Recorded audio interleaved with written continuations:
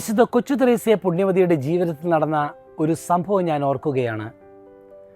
കൊച്ചു ത്രേസ്യ പുണ്യവതി താമസിച്ചിരുന്ന സമൂഹത്തിൽ അവർ വസ്ത്രങ്ങൾ അലക്കിക്കൊണ്ടിരുന്നത് ഒന്നിച്ചാണ്.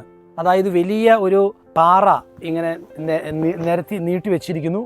അതിൽ ഓരോരുത്തരും വന്ന് ഒന്നിച്ച് ആ പാറയിലാണ് ഡ്രസ്സ് അലക്കിക്കൊണ്ടിരുന്നത്. അങ്ങനെ ഇരിക്കുമ്പോൾ കൊച്ചു ത്രേസ്യ പുണ്യവതി ഡ്രസ്സ് അലക്കാനായിട്ട് അവിടെ വന്ന് ഡ്രസ്സ് അലക്കിക്കൊണ്ടിരിക്കുമ്പോൾ തൊട്ടരികിൽ നിന്നിട്ട് വേറൊരു കന്യാസ്ത്രീ ഡ്രസ്സ് അലക്കി കഴിയാറായി.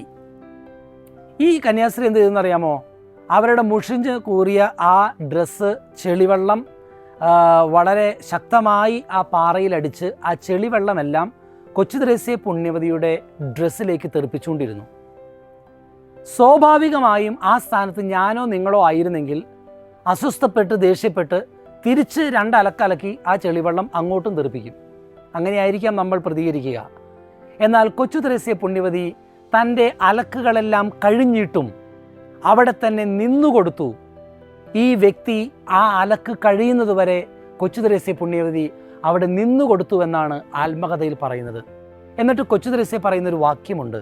കൊച്ചു ത്രേസ്യ പറയുകയാണ്, ഞാൻ ആ സഹോദരി അത്തരം പ്രവർത്തികൾ ചെയ്ത് ചെളിവെള്ളം എൻ്റെ ദേഹത്ത് തെറിപ്പിച്ചപ്പോഴും മൗനമായി ഒന്നും അറിയാത്ത വ്യക്തിയെപ്പോലെ ഞാൻ അവിടെ നിന്നുകൊടുത്തു. കാരണം ആ വ്യക്തിയുടെ ഉള്ളിൽ ഏതെങ്കിലും വിഷമമോ ഇഷ്ടക്കുറവോ അസ്വസ്ഥതയുണ്ടെങ്കിൽ ആ പ്രവൃത്തിയിലൂടെയെങ്കിലും അവർക്ക് ആത്മീയമായി മാനസികമായി സൗഖ്യം കിട്ടട്ടെ എന്ന് കരുതി ഞാൻ അവിടെ നിന്നുകൊടുക്കുകയായിരുന്നു, ആ വ്യക്തിക്ക് വേണ്ടി പ്രാർത്ഥിക്കുകയായിരുന്നുവെന്ന്. സഹോദരങ്ങളെ, ഒന്ന് ചിന്തിച്ചു നോക്കുക. നമ്മുടെ അനുദിന ജീവിതത്തിൽ വിപരീതമായ സാഹചര്യങ്ങളിൽ നമ്മൾ എങ്ങനെയാണ് പെരുമാറുന്നത്? എൻ്റെ ജീവിതത്തിൽ വന്നുപോയ ഒരു ചെറിയൊരു സംഭവം ഞാൻ ഓർക്കുകയാണ്. ഒരിക്കൽ ഞാൻ എൻ്റെ അമ്മച്ചിയുടെ കൂടെ യാത്ര ചെയ്ത് റോട്ടിലൂടെ നടന്നു പോവുകയാണ്. പെട്ടെന്ന് ഒരു വലിയൊരു ബൊലേറോ കാറ് ഹൈ സ്പീഡിൽ യാത്ര ചെയ്ത് ആ തൊട്ടു മുമ്പിൽ കിടന്ന ആ ഒരു ഗട്ടറിൽ വെള്ളം തെറിപ്പിച്ച് എൻ്റെ ഡ്രസ്സ് മുഴുവനും ചെളിയായൊരവസ്ഥയിൽ ഞാൻ അവിടെ നിൽക്കുകയാണ്. പെട്ടെന്ന് എനിക്ക് ഭയങ്കര ദേഷ്യം വന്നു. ഞാൻ അമ്മച്ചിയുടെ കൂടെ നിൽക്കും. അമ്മച്ചിയുടെ മുഖത്ത് നോക്കി ഞാൻ പെട്ടെന്ന് അമ്മച്ചിയോട് പറഞ്ഞു, ഇവർക്കൊന്നും കണ്ണ് കാണില്ലേ? അത് പറഞ്ഞു കഴിഞ്ഞ് ഞാൻ പെട്ടെന്ന് എൻ്റെ ഉള്ളിൽ തോന്നി, ഞാൻ ആ വ്യക്തിക്ക് വേണ്ടി ഉള്ളിൽ പ്രാർത്ഥിച്ചേക്കാം. അങ്ങനെ പ്രാർത്ഥിച്ച് ഞങ്ങൾ മുന്നോട്ട് പോകുന്ന സമയത്ത് ഒരു അത്ഭുതം നടക്കുകയാണ്. ആ ഞങ്ങളുടെ മേത്ത് ചെളി തെറിപ്പിച്ച ആ വണ്ടിക്കാരൻ കുറച്ച് പോയി കഴിഞ്ഞ് അദ്ദേഹം തിരിച്ചു വരികയാണ്. അപ്പം ഞാൻ പേടിച്ചു പോയി, എന്നെ എങ്ങാനും തല്ലാൻ വരുന്നതാണോ? ഏതായിരുന്നാലും അദ്ദേഹം വണ്ടി വന്ന് പെട്ടെന്ന് നിർത്തി ഞങ്ങളുടെ അടുത്തേക്ക് വന്നിട്ട് പറഞ്ഞു, ഞാൻ ജുബ്ബ ഇട്ടിരിക്കുന്നത് കൊണ്ട് പെട്ടെന്ന് അദ്ദേഹത്തിന് ഫാദറാണെന്ന് ഒരു പക്ഷേ തിരിച്ചറിഞ്ഞിരിക്കാം, എനിക്കറിയില്ല.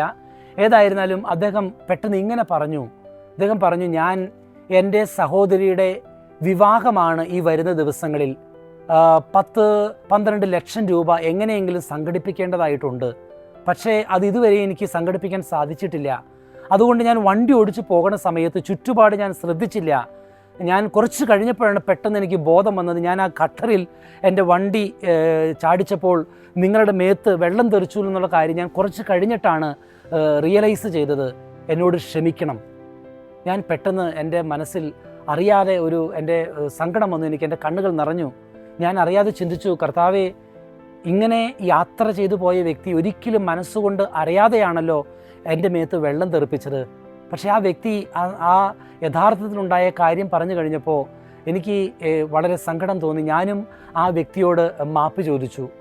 പെട്ടെന്ന് എൻ്റെ മനസ്സിലേക്ക് ഒരു കാര്യം കടന്നു വരികയാണ്. ഒരു പക്ഷേ നമുക്ക് എതിര് നിൽക്കുന്ന വ്യക്തികൾ, നമ്മളെ വിഷമിപ്പിക്കുന്ന വ്യക്തികൾ, നമ്മളെ എതിർക്കുന്ന വ്യക്തികൾ, ഒരു പക്ഷേ അവരറിഞ്ഞുകൊണ്ടായിരിക്കാം ചെയ്യുക. കൊച്ചു ത്രേസ്യ പുണ്യവതിയുടെ ജീവിതത്തിൽ ഉണ്ടായ സംഭവം പോലെ, അല്ലെങ്കിൽ അറിയാതെ ആയിരിക്കാം എൻ്റെ ജീവിതത്തിലുണ്ടായ സംഭവം പോലെ. എന്തുമാകട്ടെ, ഒരു ആത്മീയമായ പാഠം വിശുദ്ധരുടെ ജീവിതത്തിൽ നമ്മെ പഠിപ്പിക്കുന്നത്, വിപരീത സാഹചര്യത്തിൽ നമ്മെ എതിർക്കുന്നവർ, നമ്മളെ കുറ്റം പറയുന്നവർ, നമ്മുടെ സൽപ്പേര് നശിപ്പിക്കുന്നവർ, നമുക്ക് സങ്കടങ്ങൾ പകർന്നു തരുന്നവർ, അവരെല്ലാവരും ഏതെല്ലാം സാഹചര്യത്തിലായിക്കോട്ടെ നമ്മോട് അപ്രകാരം പെരുമാറുന്നത്.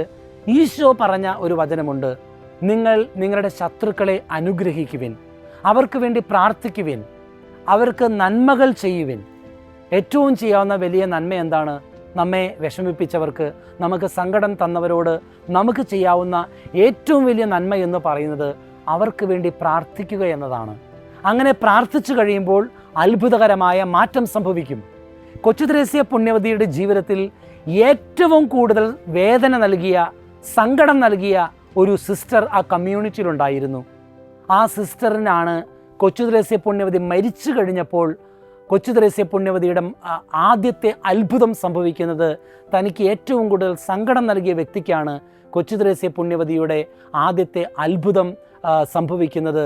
തന്നെ ഏറ്റവും കൂടുതൽ വേദനിപ്പിച്ച വ്യക്തിക്കാണ്, ആ കന്യാസ്ത്രീക്കാണ്. കാരണം തന്നെ വേദനിപ്പിച്ച ആ കന്യാസ്ത്രീ കൊച്ചു ത്രേസ്യ പുണ്യവതി മരിച്ചു കഴിഞ്ഞപ്പോൾ അടുത്തിരുന്നിട്ട് ഇങ്ങനെ പറഞ്ഞു, നീ വലിയ വിശുദ്ധിയാണെന്ന് എനിക്ക് തോന്നണ്ട, നീ ദൈവത്തിൻ്റെ മുമ്പിൽ എത്തിയിട്ടുണ്ടെങ്കിൽ നീ വിശുദ്ധിയാണെന്ന് ഞാൻ വിശ്വസിക്കാം, എൻ്റെ ഉദരസംബന്ധമായ രോഗം നീ സുഖപ്പെടുത്തുകയാണെങ്കിൽ.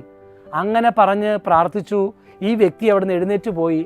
അത്ഭുതമെന്ന് പറയട്ടെ, കൊച്ചു ത്രേസ്യ പുണ്യവതി ഏറ്റവും കൂടുതൽ വേദനിപ്പിച്ച ആ വ്യക്തിയുടെ ഉദരസംബന്ധമായ രോഗം അത്ഭുതകരമായി സൗഖ്യം പ്രാപിക്കുകയാണ്.